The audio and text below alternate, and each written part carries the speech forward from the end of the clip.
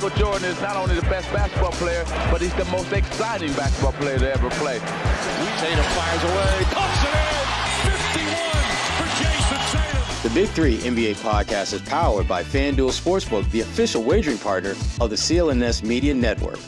Hello, everyone. Welcome to the Big Three NBA podcast. I'm Kwani Lunis, joined by Sherrod Blakely, Gary Washburn. January has flown by, guys. It's almost over. Isn't that crazy? I can't even say Happy New Year anymore. Yes, I'm glad you came to that realization that Happy New Year. Stop, Kwani. Yeah, Full stop. Yeah. You guys are haters. Full stop on Happy New Year. Kwani, all you got to do is just be better. That's all you got to do. That's true. You're right. I'm still working words on of that philosopher, that sleuth, Anthony Blakely. Be better. Be better in 2024. Hey, I tell you who's trying to be better in 2024, the Miami Heat and the Milwaukee Bucks. I think we should start with that, actually. I would love to start with that. Let's start with that first. First of all, former Celtic, former Charlotte Hornet immediately, but obviously had a lot of time in Boston, Terry Rozier. Given up to Miami, apparently the report said that there was a mutual love, very interestingly enough, for Terry Rozier. And I do think he brings something to the table for Miami, but curious as to what you two think about that move that happened this week. Love that move for the Heat. I mean, if you're the Miami Heat, I mean, think about it. You look at the type of players that they have brought into the fold that typically thrive. Terry Rozier fits that mold. I mean, he's a dog. He's kind of grimy. He plays with a chip on his shoulder. He's been told forever and a day that you ain't this, you ain't that. And all he does in this particular season is drop 23 a game, having the best season, which to me, you know, it feels as though Charlotte should have got more for Terry Rozier than they're getting. But again, they are looking to rebuild and reload through the draft and acquiring assets and draft picks is a big part of that. But it's a good move. It's a good move for Miami. And we'll talk a little bit more about just what this means to the Celtics. But if you're talking specifically the Heat, this was a great addition for them.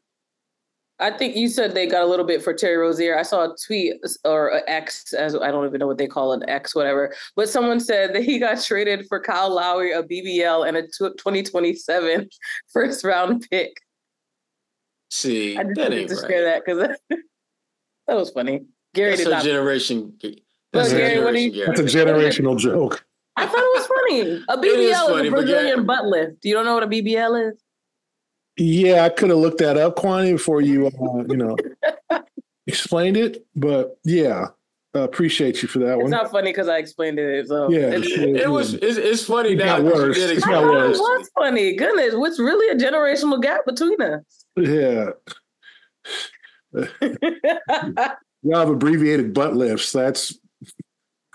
That's really handy. What the doctors do. That's really handy. Y'all been watching too much reality TV. Anyway, that's part of it. I think it's a good move for Miami.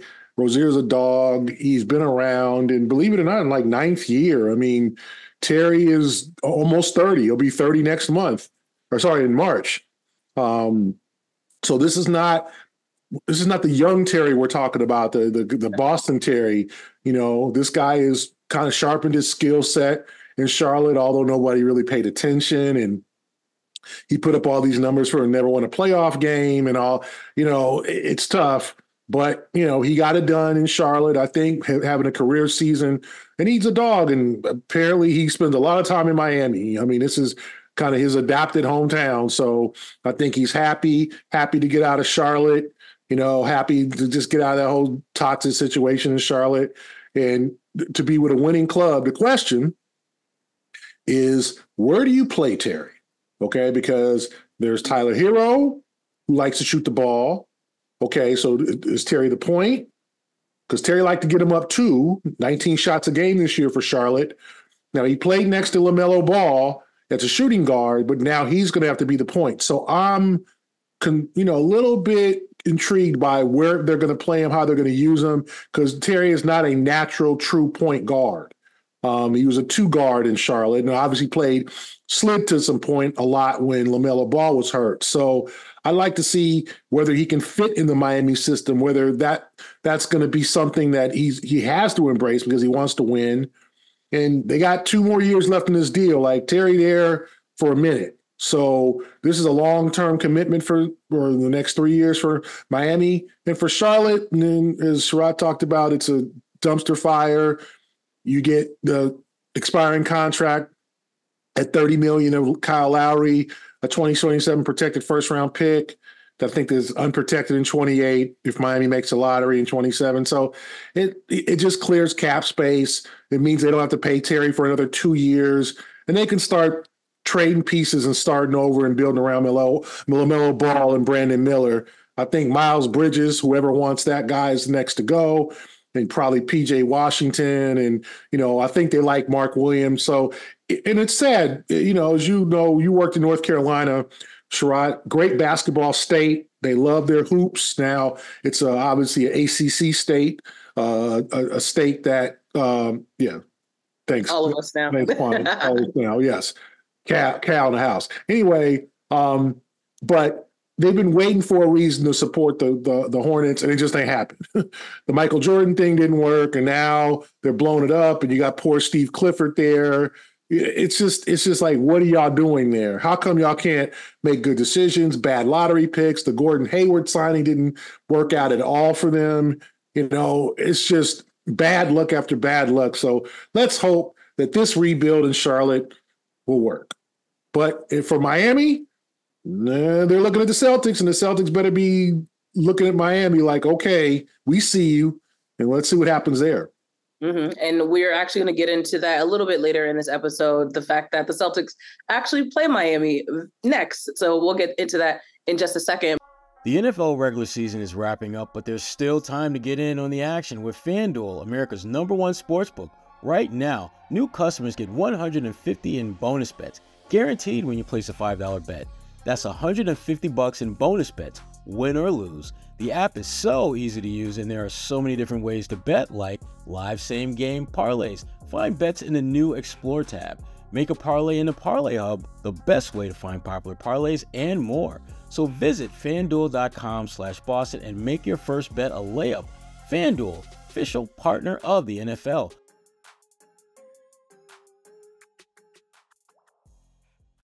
Other big news in the Eastern Conference is the fact that the Bucks also made a move, firing their first-year head coach, Griffin. After 43 games, he was 30-13 with that team as head coach. And there are reports that Doc Rivers... Ron, let me ask you something. Did they have the day off yesterday? Did Milwaukee have the day off yesterday? No. Oh, he got fired on his day off. I love it. That was good. Start calling him Craig Griffin. What are you trying to do? Actual wow. Steal some boxes when you trying to be a clubhouse? Poor man on his day off, for real. His day off. He was at the beach. He was chilling. He was at the pool. But eat some shrimp. I know. Man, what's the owner want? What the hell? What's up here? He must want to talk to me about an extension because I know. A good job. They must like the job I'm doing. Let me pick this up. We got the third best record in the NBA, and I just been in this job for 2 weeks. Oh, God. Oh, my goodness. Poor man got fired on his day off. It's not even right. Fired? What? Caught me stealing boxes. Who prank calling me about right now? Who does prank calling? But he also got bamboozled reportedly because it sounds like Doc Rivers, in addition to his ESPN role, was in some sort of advisory role for Coach Griffin. So what do we make of the still report? CNN is the first one. CNN Sports. Go ahead, Sherrod. To break this news, but I need all of it. I need all of it. I'm just trying to do a good job. Come on, y'all. Let's just go. Giannis wants me. Everyone wants me. I'm Doc. Let's go. No. Listen, this is the thing. That was a bad doc, by the way. That was a very I don't even know. That was awful. Dry. That was a great doc. Actually, that was a pretty good doc. Be better on your doc. Be better on your doc. Be better. You're not following your 2024 mantra. Be better. Go ahead. I hate Gary. I hate him. Listen, this shouldn't come as a shock to anyone. Not the firing a little bit, but Doc just kind of, easing his way into that. No, Doc would still be coaching now if he had his choice. But Doc is a guy that understands and recognizes opportunities when they come along. And to coach two guys who are among the top 75 all-time great players, a two-time league MVP, a guy who's won a championship, another guy who is one of the best clutch scorers in the NBA. Yeah, Doc wants in on that. The thing that I'm a little bit unsure of is that for this to work, Doc is going to have to tap into his ability to play those Jedi mind tricks that he's so good at playing and get guys to play at a level that's above them. Because right now, they're a horrible team defensively. And last I checked, other than maybe Luka Doncic, I don't know if there's a worse perimeter defender who's on that all-star caliber level than Dame Lillard. Luka's worse. Dame ain't much better. And how is Doc going to handle that dynamic? Because to me, that's the key to all of this work. And Giannis is going to be great no matter who's coaching the team. But can Doc connect with Dame on a level that forces Dame to elevate his play and become more than just a guy that gets buckets? Because when you look at the teams that Doc has had that had the most amount of success, that 08 squad, it required your best players to sacrifice something they were really good at for the betterment of the team. What has Dame sacrificed since he's been in Milwaukee? There is nothing that he does now that you can look at and say, yeah, he's giving a little bit less of that. He's still getting touches. He's still getting up shots. He's doing everything he did in Portland. And the only difference is he's got a great player night in, night out with him and Giannis. And for Doc to get this team past the Celtics, to get them in that legitimate last team standing status, him and Dame have to figure something. He's got to figure out a way to get Dame to be more impactful other than scoring. Yeah, you knew Doc. Okay, so looking at it from Doc's point of view, I think he realizes his last chance and probably his best chance to win another championship. I think this current generation, I think 10 years ago, Doc was considered a player's coach. Everybody loved him. The 08 team, Pierce, Garnett, and Rondo, and even probably in cases Ray Allen, swore by him. It's been a decade since then, since he left, not the championship team, but since he left the Celtics. Since then, he had a rocky period in LA where he was removed. They lost a 3-1 lead in the bubble. Paul, Griffin, and DeAndre all couldn't get along. It was just a lot of chaos in LA. And then in Philly, he basically got fired by James Harden. He couldn't get along with James. It did not work out. And then James was kind of like, I want that dude out, didn't really endorse him. They fired Doc. And now James leaves anyway, because he asked for a trade. And so Doc felt like he got screwed in Philadelphia. And there's a lot of, truth to that.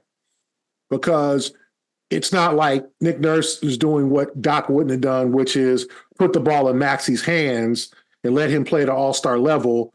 And then that makes Embiid even a better player. And then Philly signed Oubre. They made the trade to get a guy like Nicholas Batum, Marcus Moore, like guys who can play. Covington. They got some ball players around those guys now. Not Georges Niang, nothing against him, but guys, they got guys who can play. So I think Doc felt like he got screwed in Philly, and he goes, okay, I'll probably take a year off, and then I'll probably try to get one last job, because at 62, 63 years old, as much as Doc looks young, and we all think Doc's, that's becoming older for an NBA coach. So this might be his last best chance. The consultant thing is a little uncomfortable. But I just think, in all honesty, Sherrod and Kwani, Adrian Griffin was just over his head. And the fact is that there's some great assistant coaches that just don't make good head coaches. And we've all covered and we all been around guys who were fantastic assistants that just didn't cut it as a head coach. And I'm not saying Adrian Griffin won't cut it, but this was a lot for him in his first job, right? Giannis and Dame figuring out how they can play together, becoming a better defensive team, even though they're getting older. And it ain't Adrian's fault. Look at the team that they have. Giannis is in his complete prime, but that's it. But Dame is 33. Chris Middleton has had many injuries, is not what he once was. He's 31, 32. Brooke Lopez is 36. Like, you're playing with a bunch of, it's an old ass team, right? The Celtics don't have what, one player, Al, above 30? Like the Bucks have like 5. Like they're an old ass team. And Giannis is 29. So but he's in his prime. I'm not saying Giannis is old, but he ain't young, right? So you're asking Griffin to make them a good defensive team. Okay, like Sherrod said, good luck with that, with Doc. Employing Dame to defend, figuring out, and then Jay Crowder, our buddy, he's 33, about to be 34. Like, that's an old-ass team. And there's some of the young guys just ain't ready to play at the Marshawn Beachamps. They just not ready to play like heavy minutes. So I don't know if this is going to work. And I hope, for Doc's sake, I want Doc to be a coach as long as he wants to be a coach. I think he's a great guy. I think he's great for the game. But I also think it's asking a lot to go. Now, you're asking him, okay, Doc, take us from, because a top 10 defense is not win the championship. You got to be a top 10 defense. So take us from 23rd, 24th to 10 in a half a season. Mm-hmm. That's a lot. And as much as I'm sure Giannis will play like a maniac because he's got a new coach and everybody's going to be on board, and Doc will compile a quality staff, I don't know. And you hope for Doc. I hope in Doc's sake he didn't help nudge Griffin out the door. But I think we all saw Griffin was in over his head. Like that whole thing when he tried to pull Giannis from the game against the Celtics, and Giannis was like, excuse me? Like, I don't want to come out, and I'm going to stand right here till the next time out till I go back in. And what you going to do about it? Like, nothing. Nothing. Like, that was bad. He's on his in front of everybody? Yeah, exactly. Yeah. Kwani, it's like you telling your mama, I'll come home when I want to in front of the whole at a family gathering. Look, I'm grown and I still wouldn't do that. I'm grown now. I still wouldn't do that. You wouldn't do that. You grown. Not my Haitian parents. It's like 18-year-old Kwani. I'll come home when I want to. No, you won't come home. Right, look. You come knocking on the door that you used to. In front of your uncles, your aunts. In front of your nana, yep. And like, what you gonna do about it, mama? like nothing. Like right. that was bad. It was bad, yeah. And you just saw the signs of him kind of losing that team. Mm-hmm. Just they're not completely bought in. Is this guy over? And sometimes coaches are just in over their heads. They ain't ready for certain jobs. That's why. Some of the good coaches or some of the new coaches get bad teams to coach because their mistakes they can make up for them because, quite honestly, no one cares. They're low. Yeah. No one cares what Wesley Unseld does in Washington. No one cares what Steve Clifford does in Charlotte because they're bad and no one pays attention. But when you coach the Milwaukee Bucks, a year removed from a championship, and you got Dame, who's seeking a title, that's the only thing he doesn't have. He got the scoring. All-Star, Olympics, top 75. The only thing people can say is, Dame, you ain't won nothing. And Dame's eager to win. You got to win. And you got to do it the way that your star players want to. If not, they're going to fire you on your day off. Damn. Well said.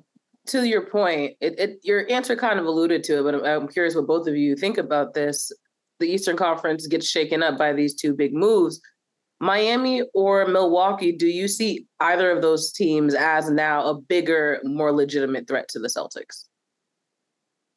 I think Milwaukee is. I think Milwaukee is because the one thing that they lacked with Griffin is a mental toughness / edge about them. Ubuntu?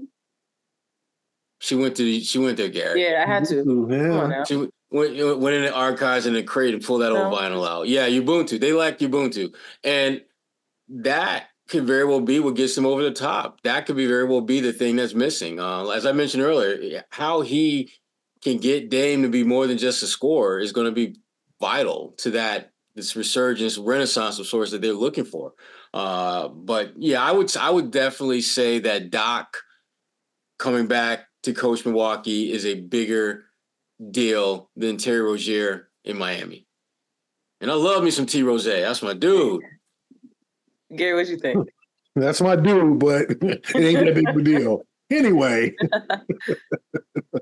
Be better, Gary. I'd be better, Sherrod. I think both are threats. I think both were threats before, but I think both are legitimate threats now. Miami now got younger. You know, we all love Kyle Lowry's his feistiness, and you know, he takes charges. He does all the little things or whatever, but he just wasn't playing that well for them. And now you replace a 37-year-old about to be 38 with somebody who's 29 in their prime. Mm-hmm. That's going to upgrade them tremendously. And once they get to learn how to play with Terry Rozier and he learns the system, I think that they're going to be a very dangerous ball club. You know, health is always an issue in Miami. They always seem to have knick-knack injuries, but I think they all know, like, we're preparing for the Boston series, whether it's the conference finals or the conference semis. That's what they're preparing for, because they know they're going to run into Milwaukee likely or Boston or both, maybe Philadelphia. And so I think Miami's a threat, bigger threat now, and I think Milwaukee's a threat once they learn how to play under Doc's system and Doc gets comfortable with those guys. So the Celtics better figure some things out. And I'm not talking about they don't have things figured out, but do they need an extra player? Do they need another guy? What are they going to do at the trade deadline? Everything's going well now, but it's also game 41, 42, 43. That's real nice. They need things to go well in game 100, right? Game 92. So do they need an extra body? Do they need another scorer off the bench? Do they need someone to soak up some minutes, for Jason and Jalen, not overwork those guys? That's just the ultimate question they're going to have to ask themselves in the next 2 weeks before the deadline. And I saw your tweet earlier, so I'm going to try to sum up the length of Joe Mazzulla's quote, because I think it kind of wraps up this conversation. You asked Gary, Joe Mazzulla, about the Eastern Conference contenders making those big moves. And he said, I don't think they're competing with us. First of all, we haven't won, so I don't know why anyone's competing with us. We haven't won. I got the best record in the league. That's why. Well, yeah. Let him finish the quote. Right, but be better. Yeah, exactly. But yes, I'll continue. We haven't won a championship since 2008. We're certainly not the standard. We're chasing people as much as people may say they're chasing us. We don't even look at it in that standpoint. We just have to keep that healthy balance of knowing we're a really good team, but there's also other really good teams, and how we match up against them and how we continue to get better. How do we continue to get better as a team? But Sherrod, you clearly had thoughts, so feel free to go with it. A lot of fans seem to actually like that quote. And I thought it was pretty level-headed in the sense of, like, there is this sense of humility of understanding, yes, we're good. We haven't done anything since 2008 that's worthy of making us the standard just yet. Well, you got the best record, having the best season of anyone in the league. That in itself means you are in the pole position where other teams want to be. They want to be front of the pack, and that's where you're at. Whether you want to embrace that or not, now he's right. You haven't won a championship, but you've done damn near everything you're supposed to do on the road to winning a championship right now. That's why you're front of the pack. You don't have to embrace that. You don't have to acknowledge it. But come on, man. Don't okie dokie us, man. We see your record. We see your team play. We know and we know the games that you've lost. You've lost like 2 or 3 games in overtime. Games that could have easily gone your way. The only team that has beat you in your crib is the champion. Is the current champion. So I hear what you're saying, but at the same time, I'm not really buying it. You're the team that you are the standard that everyone is chasing right now because you got the best record. You agree, Gary?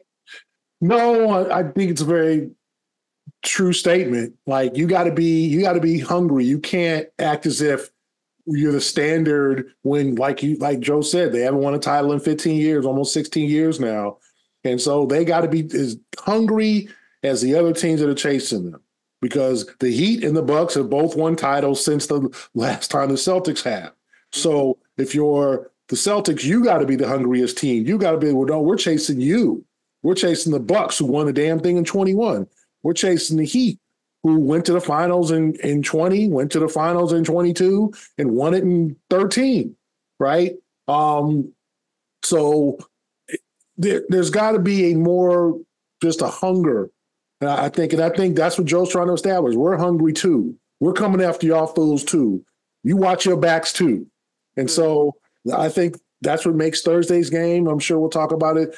Critically important for the Celtics to say, okay, yeah, you got your guy, and but we're still a better club. You want to see, and we'll see you in May, because that's exactly what both teams are going to say. Good game. We're going to see you in May. The Heat Cup talk is coming right very, very, very soon. But before we get into it, I do want to quickly brush over their trip to Texas. They beat both teams there. But Derrick White and Porzingis, they're clearly giving coaches something to talk about when it comes to all-star reserves. And I'm sure you both saw, I do want to note that Derrick White is actually going to be amongst the players that represent Team USA in the Paris Olympics, which I thought was a pretty big deal for 3 Celtics players to be named on that list. But specifically with the all-star reserves, Derrick White, Porzingis, we've talked about them at length over the last few weeks. But do you think there is, at this point, still a legitimate case for maybe Derrick White or Porzingis to sneak in to the polls? You got Garrett. I think there's a case for both of them. Obviously, it's going to be a very deep team. It's a tough situation. You got to look around the league. Like Dame, do you put him on? Do you put any? Because obviously Giannis is going to be a starter. Jalen, I think, is obviously a lock to be a reserve. But you start looking at some of the rosters in the East. Halliburton obviously is going to be in their game. What about Donovan? A guy like Donovan Mitchell? What about Brunson with the Knicks? What about Julius Randle? A lot of guys who, Embiid, but Tyrese Maxey. He's a quality candidate. So it's going to go down to the wire. It's going to go down to the wire because I think you got to fill out this roster. It's only 12 guys. It's not 15 guys. So I do think Derrick deserves strong consideration. Maybe, hey, if he's the last guy on the team, at least he made it. Mm-hmm. Last guy chosen by the league's coaches. Choose the reserves, but it's going to be hard. I'm not talking about because he's not qualified. There's a lot of guys out there who are having quality, strong years, but also there's a lot of teams, a lot of players like would be candidates like a Zach LaVine, Bradley Beal's now out of the conference. So in terms of guards, LaMelo Ball's been hurt most of the year, but Banchero in Orlando. Orlando's having a good year. What do you do with him? So you go all around. Scotty Barnes. Is Scotty Barnes going to be on that list? Mikal Bridges in Brooklyn. It could, and these are guys that haven't won as much as White, and I think that helps White. But there's going to be some guys down, who are left off the starters, and it's going to be close. But I do think he deserves consideration. And I do think he deserves to make it on the team. And Porzingis has had a good year. I think Porzingis has finally got it. He's finally probably a less selfish player, more focused than he was. And he's 29 years old. He's been around. I do think he could be a backup center on this team with, reserve center. I do think so. I do think both can make it. I mean, hey, you're the best team in the league, best record. Should you have 4 All-Stars? I mean, Sherrod knows about half the Pistons roster made the All-Star team. What year was that? 04, 05, Sherrod, when, back in your... They deserved it. Yeah, back in your angry Detroit days. So, sometimes, and we all saw more than a decade ago, it was the big 3 and Rondo went to the All-Star game, I want to say, in Dallas. So, hey, I think I'm all for that. Yeah. I mean, a legitimate case could be made for both Derrick and KP being there. The thing about Derrick White that I just keep coming back to every time I watch him play and every time I see him out there is just his value to this team. It goes so much further beyond just the numbers. His numbers on their own merit aren't that great when you're talking about all-stars, but when you talk about impact and difference maker and, the key elements to why this team has the best record in the NBA, it's hard to look past Derrick White and not see him as an all-star. Even though I think there are going to be a number of coaches that are going to be torn about that. Do I take the guy, with the better stats on the mediocre team, or do I take the guy with good but not great numbers on a great team? And I think both guys should be there in large part because I think Porzingis has just been among bigs. I think he's been one of the top bigs in the Eastern Conference this season in terms of what he's been able to do. And he's been relatively healthy, which is a big deal. Derrick White, I think he belongs because of his impact. At some point, you need to add guys who are not just big numbers guys, but guys who actually, when they're in the game, they literally play a role that means the difference between winning and losing. And Derrick White is that guy. I think he is the one guy that I don't think is going to be an all-star that should be one. Because I think he should be, but I don't think the coach is going to agree with me on that one. I agree. Moving on, finally, the Heat. We talked about them. Scary Terry will be in flames. Let's start with that game first. Okay. Gary, she should be. That was bad. That was bad. Hey, every once in a while you're gonna bomb, but you still gotta keep making the jump. You gotta keep shooting shots, right? You gotta keep shooting your shot, right, Kwani? Keep shooting your shot. Exactly. So, what are your expectations in that game specifically? Terry, Human Torch, Rozier. Like you're one of the super friends, Gary. I got all the marketing ideas for him. He just got to hire a fire torch. Blowtorch. Yes, exactly. Blowtorch. You never know. Watch, he's gonna come out with something. Oh God. Cool. And Kwani, stop it, Kwani. All right, let's get into it. The Heat they're playing the Heat, and then they have a 7-game homestand, which they're still obviously they lost to the Nuggets at home, but they still have that momentum at the TD Garden. What do you take from Miami Heat, that matchup, and then what are your expectations for that stretch here in Boston? Gary, you got it. No, go ahead. I'm still tripping about the blowtorch thing. Oh, well, he's looking up blowtorches on Amazon.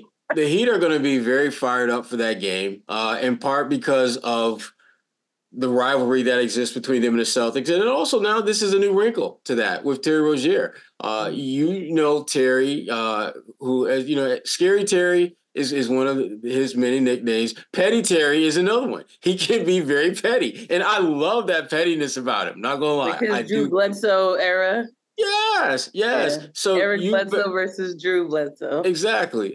So you better believe that he is going to be ready to ball out. But going back to Gary's point, I'm not so sure it's going to work the way Miami wants it to, because I think they got the right type of player in Terry Rozier, but I just don't know if the role that he can play and should play is one that they're going to be able to carve out and define quickly, because they already have a shooting guard who likes to shoot the hell out the rock. And I don't know if there's enough balls to go around to keep both Terry and, Tyler Hero happy. So that's going to be something that they're going to really have to iron out and mesh out quickly if this thing is going to work. But Miami's they're going to be one of the last teams standing in the East just because they're built to be that team. It's just a matter of whether or not Terry's going to have a significant role from the jump, or whether they're going to have to slow drip it a little bit and have him just kind of, build up to being a difference maker. But he is going to help that team. That is the one thing I'm absolutely 100% sure of. He is going to help them be a better team when it matters most, which is the playoffs. And newfound purpose. He's on a team that's legitimate now. Yeah. He can tap into his skills and actually be productive there. Yeah. He can heat things up, right, Kwani? That's what you want to say, right? Anyway, I think Terry is a good addition for the Heat. I think it's an important game for both teams. The Celtics just to make a statement and just let them know be able to win at Miami. The Heat were coming off a back-to-back, so they might not be as fresh, and who knows kind of head game Spoelstra will play. He might rest Jimmy Butler. It's a national game, so maybe not. but he might rest a bunch of guys just to say, yeah, you ain't going to you might beat us, but you ain't going to beat all of us. You ain't going to see our full squad until it really counts. So who knows what kind of mind games Spoelstra play, because the Celtics are completely healthy. They just released their injury report. Ain't nobody hurt. So Celtics going to be good. Be ready for Miami. Yeah, so I think it's an important game for them. I think they want to make a statement. And the 7-game homestand is going to be hard. You know, I'm looking at it. New Orleans. Most of those teams are playoff teams. Yeah, Clippers, Pelicans, Lakers, Grizzlies. Yeah, it gets softer at the end. The last three, Grizzlies, Hawks, and Wizards. And we get to see Lauren. Oh, yeah. Good for Lauren. AJC, you want to read about the Hawks? Go find her. Yeah, for Lauren. Anyway, but both LA teams, you know, when the Lakers come in, even though they might have a losing record, they're going to be a quality team with LeBron. And then Indiana. Darvin Ham, their coach. Don't forget Darvin Ham, their coach. Yeah, and Sherrod's buddy, Darvin Ham. Oh, my gosh. And another Sherrod buddy, close friend of his, Rick Carlisle with Indiana. That's my dude. The Pelicans on that Monday, that's a tough homestand, like the first 4 games, and it gets a little softer. And I think after that Lakers game, the schedule starts getting a little bit softer. Atlanta, Washington, they go back to Miami with 2 against Brooklyn, then Chicago, then obviously the Knicks, Philadelphia. But, you know, their schedule is not – I don't know who said, after Christmas their schedule gets soft. Like maybe there's some stretches – of softness, but it's still going to be, it's still a tough schedule. So I think if they can go a strong 6-1, 5-2, I think you got to love that. If you're a Celtic fan, 4-3 would be a disappointment, especially with the last 3 games, but you got to be up to the task. That New Orleans, Indiana back-to-back is going to be difficult because Indiana is going to be coming in and you know how physical the Pelicans play. They're going to leave a mark on you. So I'll be interested to see how the Celtics step up to this. And this is also that stretch right before the All-Star break is coming. So, you know. My birthday. Your birthday. Exactly. Anyway, Kwani's birthday. It's so, you know, this kind of quote unquote the dog day. So they just got to gut this out. Get to the All-Star break, get a week off, some of those guys, and then get ready for the second half. Absolutely. Well, what do you think we will learn, right? But we already hit the halfway mark of the season, but what do you think we should learn or will learn as we hit that All-Star break? Well, I think for the Celtics, it's a chance to kind of recalibrate and get ready for the home stretch, the part of the season that really – will set the table for what they can do and can't do or need to do in the playoffs. For them, it's really all about building towards a championship, making sure that you're putting the pieces in place, making sure that you're comfortable with that bench and those guys going forward, that they can give you whatever it is that you're looking for off that bench, figuring out how to make sure that your best players, Tatum and Brown, stay engaged and continue to be impact players, but not wearing them down in the process. Those are the things that if you're the Celtics, as you're nearing the unofficial halfway point of the season, which is typically All-Star weekend, those are some of the things that you have to be giving some thought to figure out what's the best strategy going forward, because how you handle their minutes and their health and things like that, they may not necessarily get hurt or anything like that, but it could potentially impact their just fatigue level late in the season when they played 35 or 40 games in a row without any, time down off the court. So they're in good shape, man. They just gotta, just recalibrate, get ready for this home stretch, and then position themselves to win a championship. I agree. Yeah. He agrees. They just got to do better. Just be better. I want to thank our sponsors, of course, on this Big 3 NBA podcast. But of course, our listeners, we appreciate you guys. If you haven't done so already, please subscribe, share with a friend, write a review, post it on your Instagram. I don't know. Just share this episode if you thought it was interesting. And we'll be back next week. We'll be obviously at that point into the home game stretch. So we'll be talking about that and whatever surprise moves the NBA decides to throw our way within the next few days. But for Sherrod Blakely and Gary Washburn, I'm Kwani Lunis, and we appreciate you listening to the Big 3 NBA podcast. We'll be back.